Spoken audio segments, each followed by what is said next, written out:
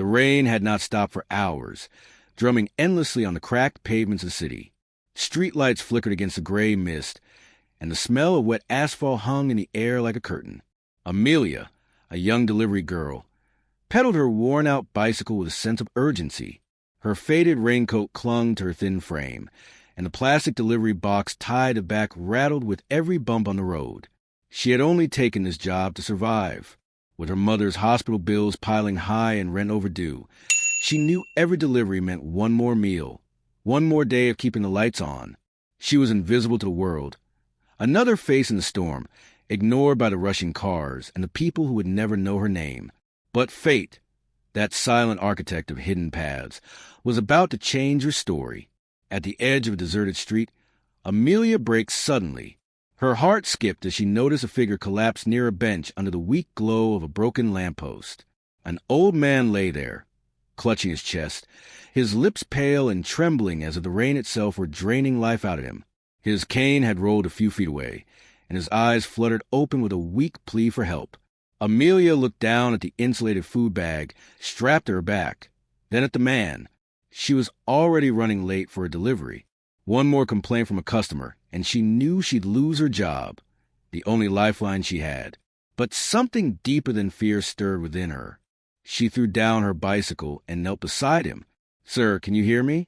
Stay with me, please." Her hand shook as she dialed for an ambulance, pressing his hand against hers to reassure him. The dispatcher's voice echoed in her ear, asking her to keep him conscious. The old man's voice was barely a whisper. "Don't leave me, please." And she didn't. She sat on the wet pavement, shielding him from the relentless rain with her own body, speaking softly to him about anything, her struggles, her dreams, the mother she longed to save, just to keep him awake. Minutes stretched like hours until finally, the wailing of an ambulance broke through the storm. When the paramedics arrived, Amelia stood drenched, her hair plastered to her face, her delivery bag ruined. She had missed the order. She had lost her job, but she had saved a life. She didn't know that the frail old man she cradled in her arms was not just any man. He was the estranged father of one of the most powerful billionaires in the country. At the hospital, Amelia sat quietly in the waiting room, unaware of the storm she had set in motion. Nurses rushed past her, doctors whispered in hushed urgency, and the smell of antiseptic mixed with the heavy rain that still clung to her clothes. She had no reason to stay. No one knew her, and she had nothing left to give. Yet something in her heart wouldn't let her leave. Inside the ICU, the old man's eyes fluttered open again. His voice cracked as he murmured one name, Alexander. Hours later, a black luxury car pulled up outside the hospital. A tall man in a tailored suit, his presence commanding and his expression carved from stone, strode through the automatic doors. His cold eyes scanned the room until they landed on the frail figure of his father, lying weakly on the hospital bed. Behind him, Amelia stood unnoticed in the corner, still dripping with rain, hugging her knees as she wondered how she would face tomorrow without a job. The billionaire's jaw tightened as he listened to the doctors. His father had been minutes away from death. Without the mysterious girl who had stayed by his side, he would not have made it through the storm. Then his father's trembling hand reached for his son's. "Alexander, it was her. She saved me." His finger weakly pointed toward Amelia. For the first time in years, the billionaire turned his gaze to someone not out of business, but out of something far more personal.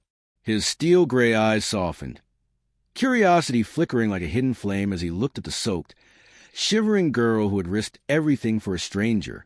The world Amelia thought she knew was about to unravel, and the choices she made out of compassion would thrust her into a life she could never have imagined.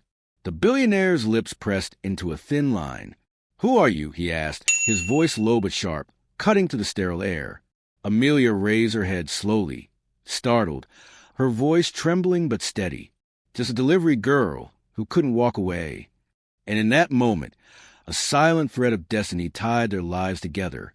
Fragile, invisible, yet unbreakable. The rain outside eased, but Amelia's storm had only just begun. The room was still. The only sounds came from the rhythmic beeping of the heart monitor and the muffled footsteps of nurses moving past the glass walls. Amelia's words hung in the air, fragile but firm. just a delivery girl who couldn't walk away. For a moment, silence stretched between them, charged with something unspoken. Alexander, the billionaire, studied her. His gaze was the kind that could strip a person bare, not just their clothes or appearance, but the very layers of their soul. He had faced ruthless investors, cunning rivals, and boardrooms filled with men waiting to see him stumble. But this soaked girl sitting in the corner unsettled him in a way he couldn't name.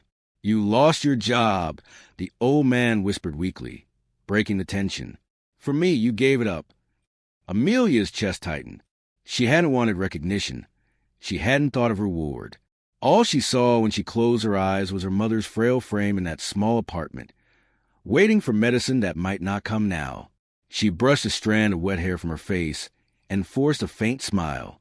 "A job can be replaced. A life cannot." The words were simple, but they hit Alexander like a stone against glass. He clenched his jaw, his fists tightening by his sides, as though he were wrestling with something far deeper than the moment itself. He was not used to sacrifices without conditions.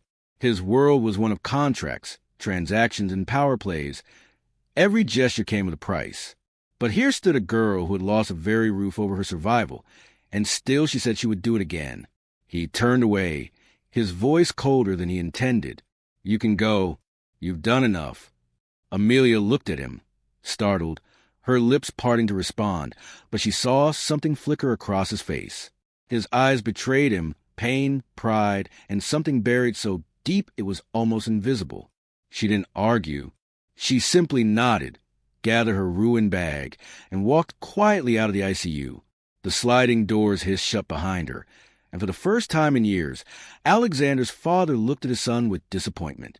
His voice was soft, but it cut deeper than any blade. "You've built empires, Alexander, but have you forgotten what humanity feels like?" The billionaire said nothing. He only stood rigid, staring at the closed door where Amelia had disappeared. Outside, Amelia wrapped her arms tightly around herself against the night's chill. The storm had passed, leaving behind a damp silence that pressed heavily against her. Her bicycle was still leaning against the wall, its chain rusted and seat soaked. She touched it absently, but her eyes lifted toward the horizon. For the first time in months, she didn't know what tomorrow would bring. The next days passed in a blur. Amelia searched desperately for work, but doors kept closing. "You're unreliable," one manager said. "You don't value commitment," another accused. None of them knew the truth, that her so-called unreliability had been the act that gave a dying man another chance at life. At night, she returned to her tiny apartment where her mother's breathing seemed heavier than before. Amelia sat by her bedside, whispering reassurances even as dread coiled in her chest. The medicine was running out, and there was no money left to buy more. Meanwhile, in a penthouse that touched the skies, Alexander sat at a polished oak desk, staring at his reflection in the darkened window. He should have been reviewing contracts or attending to his global empire, but his mind kept wandering to a drenched girl shielding his father with her body against the rain. Her voice, her words, they had followed him into the quiet hours of the night. Asterisk, a job can be replaced. A life cannot. Asterisk. He hadn't forgotten the way she had walked away, no expectation in her eyes, no hand extended for reward. People always wanted something from him, money, favors, connections, but not her, and that haunted him. On the third night, his father called for him. The old man was stronger now, but his voice carried the weight of wisdom sharpened by years. "You let her leave." "Why?" Alexander frowned. "She doesn't belong in my world." "Your world." His father's frail laugh carried more strength than it should have. "The world doesn't belong to you, Alexander. It belongs to those who dare to live with kindness when it costs them everything." He paused, his eyes narrowing with intent. "Find her before life teaches you the cost of arrogance again." That night, Alexander's driver waited as the billionaire stepped into the rain-slicked streets of the city where Amelia lived. He didn't know why he was doing it. He only knew that for once in his life, his father's words carried more weight than the billions in his bank account. Amelia had just stepped out of pharmacy, clutching a small bag of medicine she had bought on borrowed credit, when headlights bathed her in blinding white. A sleek black car pulled up beside her, its engine purring like a predator. The door opened, and she froze when she saw him. The billionaire, the man whose eyes had once dismissed her like a shadow in his father's room. Her heart raced, anger and fear colliding inside her. She took a step back. "What do you want?" Alexander's expression was unreadable, but his voice was softer than she remembered. "To talk." "There's nothing to say," she muttered, clutching the pharmacy bag tighter. "Yes, there is." His gaze held hers firmly. "You saved my father. You lost your job because of it. And yet you walked away without asking for anything. Why?" Her laugh was bitter, laced with exhaustion. "Because not everything is a transaction, Mr. Alexander. Some of us don't have the luxury of weighing kindness against profit." For a moment, his composure cracked. He had faced kings and politicians without flinching, but her words sliced through him like truth often does. He exhaled slowly, almost as if admitting defeat. "Get in the car. Just for a moment. Please." Amelia hesitated, her instincts screaming caution. But there was something in his tone, not command, not arrogance, but an unfamiliar vulnerability, against her better judgment. She slid into the leather seat, the warmth enveloping her chill body. As the car pulled away, Alexander studied her in the dim light. The girl looked fragile, but her eyes held a fire he had never seen in boardrooms filled with ambition. She had something his billions could never buy. And as the city lights blurred past, both of them realized, though neither dared to say it, that their lives had already changed the night the rain refused to stop. The car glided through the city like a silent shadow, and Amelia sat stiffly, her fingers tightening around the small pharmacy bag on her lap. The rain-streaked glass reflected her pale face, the exhaustion etched into her eyes, the stubborn severed jaw. She had no desire to be here, no interest in conversations with billionaires or men who lived in worlds far removed from hers. Yet something about the gravity in Alexander's voice, the quiet insistence that was neither commanding nor dismissive, had drawn her in against her own judgment. Alexander leaned back, his sharp profile outlined by the faint glow of the dashboard lights. For a long moment, he said nothing. He simply observed her, as though searching for the key to a puzzle he couldn't solve. For years he had built walls, high and impenetrable, around his heart. Yet this girl, this poor delivery girl who had risked her livelihood to save a dying man, had cracked something open that even he didn't understand. "You think I live in a world of transactions," he finally said, his voice low. "And perhaps you're right. But you've shown me something I've forgotten exists. That there are people who act not for gain, but for the sake of doing what's right." He turned to face her, his eyes sharp but softened by something unfamiliar. "Do you know how rare that is?" Amelia looked at him, her brows knitting. "I don't need your recognition. I didn't do it for thanks." Her voice trembled, not with fear, but with the weight of her own reality. "I have a sick mother who depends on me. I've lost my job. I'm not some saint. I just couldn't leave your father to die on the street. That's all." Her honesty struck him harder than any business deal gone wrong. He almost envied her. The purity of her conviction, the clarity with which she saw life. She wasn't calculating. She wasn't maneuvering for advantage. She was simply human in a way he had long forgotten how to be. The car pulled up outside her crumbling apartment building. Amelia reached for the door, but Alexander's voice stopped her. "Wait! At least let me help." She froze, her hand on the handle. "Help?" she repeated, her tone edged with suspicion. "Yes," he said firmly. "You gave up everything for a man you didn't know. Now I want to give you something in return." Her head snapped toward him, her eyes blazing with pride. "I don't want charity. I don't want to be someone's pity project." He didn't flinch under her gaze. "This isn't charity. It's balance. You taught me something I can't unlearn. Let me do the same for you." For a moment, the car filled with silence again, the kind that presses against the chest and forces one to hear the echo of their own heartbeats. Amelia's instinct told her to refuse, to walk away with her dignity intact. But another part of her, the part that lay awake at night worrying about her mother's fragile breaths, wondered if perhaps, for once, accepting help wasn't weakness, but survival. She opened the door without answering, stepping out into the night air heavy with dampness. Before she walked away, she turned back to him. Her voice was quiet but steady. "I didn't save your father to gain anything. Remember that."